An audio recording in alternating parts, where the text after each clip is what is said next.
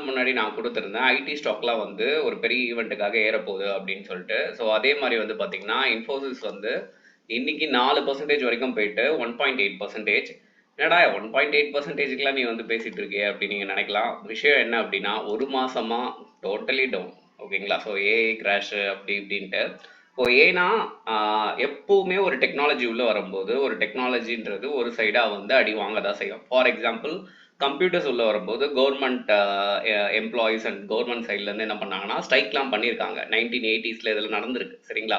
ஆனால் அந்த கம்ப்யூட்டர்னு ஒன்று வந்ததால் தான் ஐடின்றது ஃபீல்டு இவ்வளோ பேர் வந்து வந்தோம், டெவலப் ஆச்சு, இது எல்லாமே இருந்தது. ஸோ ஏஐயும் அதே மாதிரி தான்.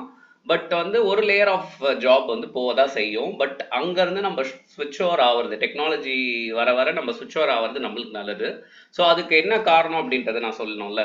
ஸோ உங்களுக்கு தெரியும் இன்ஃபோசிஸ் வந்து மெயினாக வந்து பெங்களூரில் அவங்களோட